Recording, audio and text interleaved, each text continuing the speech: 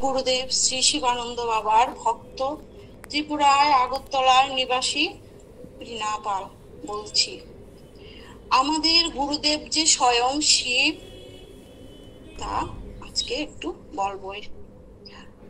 আমার শ্বশুর বাড়ি 51 পরিবার, বড় ব্যবসা, ভাইয়েরা খুব ঝামেলা চলছিল। আমি দীক্ষা নেবার 6-7 বছর আগে শিব পূজা শুরু করি। প্রত্যেক সোমবারে শিব মন্দিরে গিয়ে জল দিতাম, আর সোমবারে নিরামিষও খেতাম। পরিবারে ঝামেলা বেড়েই চলছে। 3 বছর এই শ্রাবণ মাসের শেষ সোমবারে আমাদের এখান থেকে 7 কিলোমিটার দূরে, মানে পায়ে হেঁটে খয়েরপুর 14 দেবতা মন্দিরের পাশে এই হাওড়া নদী থেকে জল এনে শিবলিঙ্গে জল দিয়েছি। এই আজকেও শ্রাবণ মাসের শেষ সোমবার, আজকেও আমি জল দিয়েছি, আমাদের পাশে নদীর দিকে জল এনে শিবলিঙ্গে জল দিয়েছি। সেই এরকম দিনে আমি 3 বছর জল দিয়েছি। রাত 3টা কি 4টার সময় রওনা হতাম, ভোর 5টা-6টার সময় ওই হেঁটে ফিরে আসতাম। এরকম 3 বার গিয়েছি 2008, 9, 10 সালে। আর সবাই আমাদেরকে বলছে দীক্ষা নেবার জন্য। কার কাছ থেকে দীক্ষা নেব বুঝতেও পারছি না। 2013 সালে দুর্গাপূজার চতুর্থী দিন আমাদের একই পাড়াতে প্রদীপ থাকে, দেবাশিস কাকুর মেয়ের জামাই প্রদীপ আমার হাজবেন্ডকে ডেকে বলে, গুরুদেব এসেছে, তোমরা আসো। আমাকে এসে বলে, আমি তা শুনে বলি আমি এখান থেকেই দীক্ষা নেব। প্রদীপের সাথে যোগাযোগ করে পরের দিনই যাই, পঞ্চমীর দিন দীক্ষা নেই। তখন বাবার সাথে তুয়া ছিল। বাবাকে বললাম, বাবা তুমি আমাদের বাড়িতে আসো। নবমীর দিন বাবা আমাদের বাড়িতে আসলো।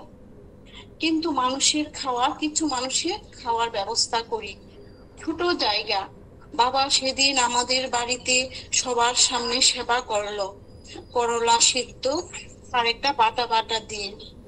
আর সবাইকে বলল, দেখো আমি কি সেবা করছি। বাবার জীবন কাহিনীও বলল। একটা আশ্রম থেকে রেডিমেড খাবার নিয়ে আসি। শেষের দিকে সব আইটেম প্রায় শেষ হয়ে গিয়েছিল। ডাল দিয়েও মানুষ শেষে খেলো, আর বলল ডালটাও ছিল অমৃত, কোনো কিছু বাকি থাকতো। সবার খাওয়া শেষ হলে বাবা চলে যায় প্রদীপের বাড়িতে। প্রত্যেক দিন সন্ধ্যায় বাবার কাছে যেতাম, বাবাকে বাড়ির ঝামেলার কথা সব বলি। বাবা শুধু শুনে যায়, আর একটা কথা বলে যে তোমার শ্বশুর কার কাছে থাকে। আমরা বলি মেজ ছেলের সাথে। বাবা লক্ষ্মী পূজা করবে, তাও প্রদীপ এসে আমাদেরকে বলে যায় প্রদীপ, আর কিন্তু আমরা যেতে পারিনি, বাড়িতে পূজা। এখন এর মতো বুঝতাম না বাবা যে কি। বাবা যেদিন চলে যাবে এয়ারপোর্টে বাবার সাথে যায়, সেদিন কি জানি সকাল থেকে আমার চোখ দিয়ে অনর্গল জল পড়ছে। এয়ারপোর্টে বাবার যাওয়ার মুহূর্ত পর্যন্ত অব্দি কেঁদেই চললাম। এয়ারপোর্ট থেকে আমি বুঝতে পারতাম যে আমরা গুরুদেবের কারণেই চলছি, পারিবারিক ঝামেলা কোনো সুরাহা হয়নি। যে কেউ আসতো আমি বলতাম গুরুদেব আমাদেরকে চালাচ্ছে। যখন টাকার প্রয়োজন হতো ঠিক চলে আসতো, কোথা থেকে বুঝতে পারতাম না। 2 মেয়ে নিয়ে, একজন এনআইটিতে ইঞ্জিনিয়ার পড়ছে, আর ছোট মেয়ে স্কুলে।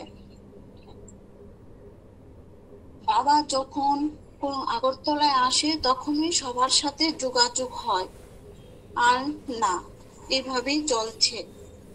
আমাদের এই যে সৎসঙ্গ, যে আমার লাইফে কতটুকু ইম্পর্টেন্ট, এই সৎসঙ্গের কারণে আমরা পুরো ভাই বোন একত্রিত হয়েছি, বাবার সঙ্গ করতে পেরেছি। আমাদের শিক্ষা গুরুজনরা যে বলেন আমরা একই মালাতে গাঁথা, এই সৎসঙ্গই আমাদের সকল গুরু ভাই বোন নিয়ে মালা তৈরি করেছে। গুরুদেব বাবা এর কর্ণধার। আজকে এতটুকুই রাখি। হ্যাঁ, কালকে আবার বলবো।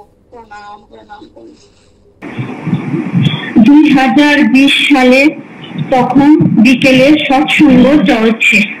সেই সময় ফাল্গুন মাসে শিব চতুর্দশীর টাইমে গুরু বাবা বৃন্দাবন পরিক্রমায় যান কিছু ভক্তদের নিয়ে। সৎসঙ্গে জানতে পারি, আমার মনে মনে খুব ইচ্ছা জাগে বাবার সঙ্গ পাওয়ার। শিব চতুর্দশীর আগের দিনে যে একাদশী, সে একাদশীতে আমি একাদশী করি। পারণার দিন মানে দ্বাদশীর দিনে তুলসী তুলি না। আমার বাটিতে আগের তুলসী পাড়া আছে, কিন্তু আমি যখন ঠাকুরকে ফুল দিই সেই চন্দন বাটাতে দেখি একদম নতুন তুলসীর একগুচ্ছ পাতার সহ একটা ডালা। কোথার থেকে এলো বুঝতে পার, আর বাকি রইল না। আমার চোখে জল পড়তে থাকে। সেই তুলসী আমি শ্রী ভগবান কৃষ্ণের চরণে দিই। তারপরে বাবা 2015-17 আসে। বাবা আগরতলায় আসলেই আমি বাবার সঙ্গ করি। তখন এই 15টি হবে। তখন প্রদীপকে বলি, প্রদীপ বাবাকে আমার বাড়িতে একটু আসতে বলবে। তো প্রদীপ বলে, হ্যাঁ সকালবেলা তোমার একাদশীর দিন সকালবেলা তোমার বাড়িতে যাবে। তো সকালবেলা হঠাৎ করে বললো, তাড়াতাড়ি রেডি হয়ে বাবা আসলো। কিছু মানুষও আসলো একটু, মানে একাদশীর ফল তুলে বাবাই সবাইকে দিল। বাবার কাছে দিলাম, বাবাই সবাইকে দিল একটুখানি। বাবা বসে থেকে মানে বাবা চলে গেল আবার প্রদীপের বাড়িতে। তারপরে আবার 2017-তে চন্দ্রমহলে অনুষ্ঠান হলো। তখনও বাবাকে বলি, বাবা 2017 সালে 21শে নভেম্বর আমাদের মেরিজ ইউনিভার্সিটি ছিল, সেদিন বাবা আসে আমাদের বাড়িতে, এসে একটু নারায়ণ পূজা করে। তো বাবা সেদিনও আসে। তারপরে 2021, 2016-তে আমি আমার মেয়ের ঘটনাটা একটু বলে নিই। 2000 তখন মেয়ে আমার এনআইটিতে পড়তো, বিটেক শেষ। তো গেট পরীক্ষার প্রিপারেশনের জন্য কোচিং নেওয়ার জন্য হায়দ্রাবাদে যায়। তো ওইখানে থাকার জন্য তো মানে থাকে, আমরাও পরে যাই। 2016-তে ওকে দেখে আসার পথে পুরীতে বাবার সাথে দান উৎসবটাও দেখে আসি। আর ও তখন কোচিং নিয়ে গেট পরীক্ষা দেয়। কিন্তু আমাদের বাড়ির মানে পরিস্থিতিতে ওর মনে একটা প্রতিশোধের একটা আগুন জ্বলছিল। গেট পরীক্ষা দিয়ে গেট পায়, কিন্তু ও বলে যে মা আমি এখন এমটেকে ভর্তি হব না, আমি এখন আইএস বা ত্রিপুরা সিভিল সার্ভিসে পড়বো, পরে আমি বাড়িটা ঠিক করব, বাড়ির লোকদের যেরকম আমি ওদেরকে ঠিক করব। ও পরে থেকে ওখান থেকে এসে এমটেকে ভর্তি না হয়ে এসে আইএসএফ আর টিসিএস এর মানে ত্রিপুরা সিভিল সার্ভিসের পরীক্ষা প্রিপারেশন শুরু করে। শুধু আমাকে জানিয়েই বলে, আমি তো ওর কথা, ও এমন ভাবে বইটা সব প্রিপারেশন নিয়ে এসে প্রিপারেশন শুরু করছে। আর কাউকে বলি না, ও যা বলে তাই করছি, বাবাকেও জানাইনি। ও তো করছে প্রথমবার ত্রিপুরা সিভিল সার্ভিসে প্রিলিমসে টিকেছে। তারপরে মেন্সটা দেওয়ার সময় তো ও কোচিং নেয়নি, না নিয়ে পরীক্ষা দিল, কিন্তু হলো না। সেকেন্ড টাইম ও এমটেকে ভর্তি হলো। তো তখন ওর গেট মার্ক দিয়ে কিন্তু আইএলটি ভর্তি হওয়ার চান্স ছিল, কিন্তু সিভিল সার্ভিসের পরীক্ষাতে প্রিলিমসে টিকার পর বললো, মা আমি ত্রিপুরা এই আগরতলার এনআইটি থেকে আমি এমটেকটা পড়ি, আর এদিকে সিভিল সার্ভিসের মেন্সটাও ক্লিয়ার করি। ও করলো, কোচিং নিল, পরীক্ষা ভালোই হলো। যেদিন রেজাল্ট দিবে বাবা তখন আগরতলায় ছিল 2021-এ। তো তো জানে যে এদিন রেজাল্ট পারবে, মা চলো আমি দাদুর কাছে যাই। তো আমরা ফ্যামিলি গেলাম, বাবার সামনেই থাকলো, রেজাল্টও বেরোলো, কিন্তু পেল না। ভীষণ মন ভেঙে গেল। এই জায়গা তো মানে ও মানে এমটেকটা তো ইয়েতে করার ইচ্ছা ছিল, আইআইটিতে, কিন্তু এটার জন্য ত্রিপুরাতে এনআইটিতে ভর্তি হলো। ওর মন খারাপ, মানে কি করবে করছে। এরপরে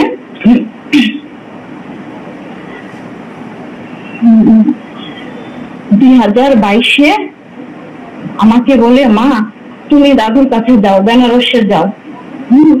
2022-এ সেই সময় অঞ্জলিদি আর মিনাদি বাবার কাছে ছিল। তো আমি বাবাকে আর অঞ্জলিদিকে বলি, 22-এ না, এটা 23-এ, অঞ্জলিদিকে বলি, অঞ্জলিদি আমি আসছি, হ্যাঁ আসো, তুমি তো বেনারসে এত সময় আসো না, আসো। তো বাবাও জানে, তো গেলাম।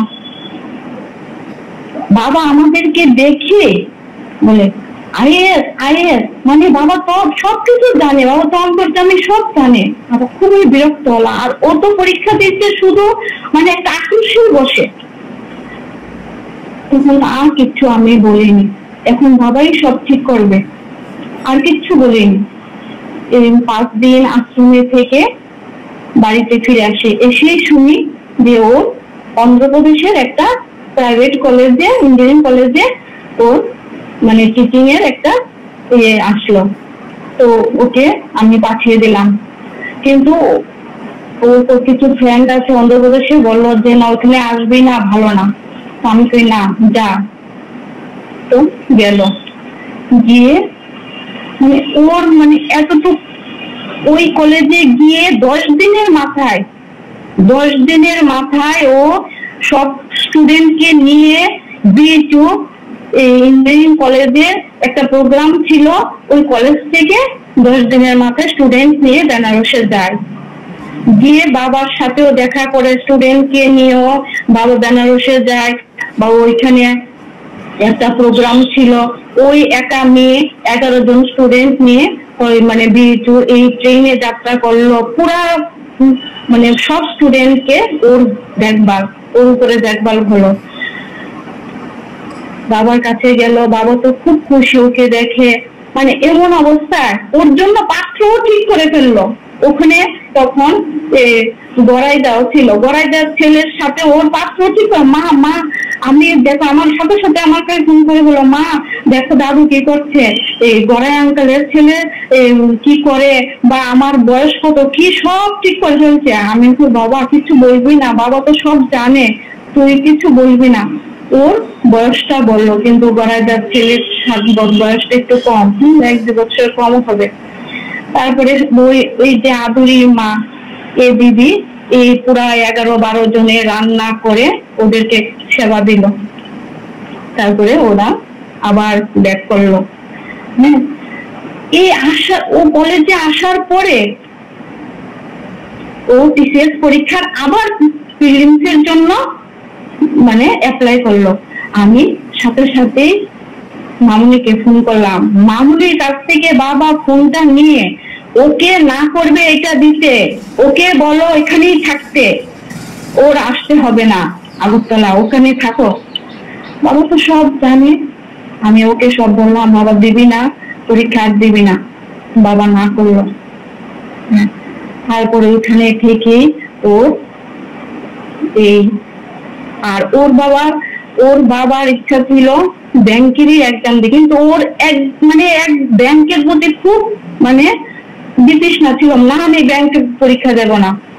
কিন্তু ওই ব্যাংকের পরীক্ষায় একবারে মাথা দিয়ে ও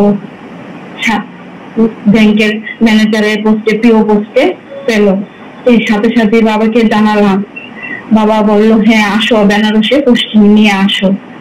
আর এখন তো ট্রেনিং পিরিয়ড চলছে, আর বাবাকেও দেখা হয়নি, এরপর তো আর যাইও নি ও বেনারসে। আচ্ছা, আমি এইটা বললাম। এরপরে আমি একটু আর একদিকে একটু যাই। 2021 সালে কোভিড চলছে। আমাদের গুরুদেব বাবা ত্রিপুরায় আসে। মানবেন্দ্রদার বাড়িতে জন্মোৎসব পালিত হয় কোভিডের নিয়ম মেনে। যখন বাবা থাকে প্রত্যেক দিনই উৎসবের মতো লাগে। বাবার কাছে ছুটে যায় চুম্বকের আকর্ষণের মতো। জন্মোৎসবের দিন আমি ফুল নিয়েছি, বাবাকে দেব ব্যাগের মধ্যে, কাউকে বলিনি। হঠাৎ 11টায় প্রদীপ এসে আমাকে বলে, আমরা বাজার থেকে ফুল আনছি আর তুমি ব্যাগের মধ্যে ফুল ঢুকিয়ে রেখেছো। আমি তাড়াতাড়ি ওকে ফুল দিই। তারপর কোভিডি নিয়ম মেনে বাবাকে পূজা করা হয়। 2022 সালে জুলাই মাসে গুরু পূর্ণিমা বাবা অঞ্জলিদের বাড়িতে আসে তেলিয়ামোড়া। ভোরবেলায় আমরা 4 জন তেলিয়ামোড়া অঞ্জলিদের বাড়িতে চলে যাই। মেয়েদের দীক্ষা হবে ভাবিনি, কিন্তু বাবা ঠিক জানে একজনের দীক্ষা দিচ্ছে। বাবা ডেকে বলে, আর কার হবে, বলে আসো। বাবা বসে থাকে। আমি তখন এই ডিসাইড করি আমার মেয়েদেরকে দীক্ষা নিয়ে নেব। ওদের 2 জনকে লিখে দিলেন বাবা। কাহারও কথা যে দুঃখ পাবে না, আবার কাউকে দুঃখ দেবে না। আর একাদশী ও মহাদ্বাদশী পালনের কথাও বলল বাবা। সেদিন এই গুরু পূর্ণিমার দিন খুব উৎফুল্ল ছিল। বারবার কয়বার ত্রিপুরায় আসবে সেটাও বলল। কার বাড়িতে কয়দিন থাকবে সেটা একটা খাতা নিয়ে বলল, তোমরা লেখো। সেই বছরে আগস্ট মাসে মানবেন্দ্রদার বাড়িতে উৎসব হবে। আমরা সবাই সাংস্কৃতিক অনুষ্ঠান এর প্রিপারেশন নেব। আমি বিকালে 3টায় চলে যাই মানবেন্দ্রদার বাড়িতে, মানে উৎসবের 2 দিন আগে। বাবা, আমার কাছে বই ছিল না, একটা বই ছিল আগের বই। আর গৌতমদা অসীমদার বই নিয়ে বসে আছে। আমিও গৌতমকে দেখি বলি আমার জন্য একটা বই রাখবে। বাবা আমাকে দেখে বলে, ওর বই লাগবে না। জানি না কেন জানি বাবা এই কথা বললো, কিন্তু এখন আমি একটু বুঝতে পারছি। কি জানি আপনারাই বলবেন এটা আমার ঠিক কি নাকি। আমি যে 108 বার এর বেশি মন্ত্র আমি জপ করতে পারি না, মন অন্য দিকে চলে যায়। 10 বার কি 15 বার কি 20 বার একটু মনোযোগ দিয়ে আমি পাঠ, মানে খুব মনোযোগ দিয়ে বাবার চরণে নিয়ে আমি পাঠ করি। সব মন্ত্রই মিনিং বুঝে পাঠ করি, তারপরে বাবার চরণে সমর্পণ করি। সেটাই আমি সারাদিন করছি, কিন্তু 100 বার আমি করতে পারি না একসাথে। জানি না বাবার কি আমাকে কিভাবে বললো যে আমার বই লাগবে না। কিন্তু আমি বই, আমার যে 2টো বই আছে আমার কাছে, 2টো বইয়ের পাতাগুলো ছিঁড়ে যাচ্ছে। একটা বাইন্ডিং এর একটা লোকরে ডাকলাম যে বাইন্ডিং করার জন্য। যেই বাইন্ডিং করতে দিলাম লোকটার জ্বর উঠে গেল। বাইন্ডিং বই, আমি তখন নবদ্বীপ যাব। আমি আমার ব্যাগের মধ্যে সবসময় বাবার বই থাকে, আর বাইন্ডিংও হয়নি, বইটা নিয়ে আসলাম। এইভাবে আমি বাবার কৃপাতে চলছি। আজকে এতটুকুই রাখি, কালকে আবার বলবো। প্রণাম প্রণাম প্রণাম।